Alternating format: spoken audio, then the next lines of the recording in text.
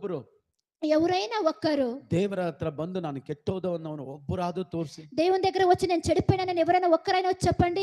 ಒಂದು ಅವರ ಜೀವಿತ ಸರಿಯಾಗಿ ಇರಲ್ಲ. ఒకటి వాళ్ళ జీవితం సరి ఉండలేదు. ಎರಡು ಪ್ರೇಯರ್ ಲೈಫ್ ಇರಲ್ಲ. రెండోది వాళ్ళ ప్రేయర్ లైఫ్ ఉండలేదు. ಮೂರನೇದು ಸೇವಕರ ಮಾತು ಕೇಳಲ್ಲ. మూడోది సేవకుల మాట వినేలేదు. ನಾಲ್ಕನೇದು ಬೈಬಲ್ ಅನ್ನ ಕೇಳಿದ್ರು ಕೂಡ ಅದ್ರ ಪ್ರಕಾರ ನಡೆಯಲ್ಲ. నాలుగనేది దేవుని వాక్యం వింటే కూడా దాని ప్రకారంగా నడచలేదు. ಇವರು ಎಂದಿಗೂ ಆಶೀರ್ವಾದ ಹೊಂದಕ್ಕಾಗಲ್ಲ. వీళ్ళు ఎప్పటికీ వీళ్ళ ఆశీర్వాదం పొందుకోనే కయ్యలేదు. I am sorry.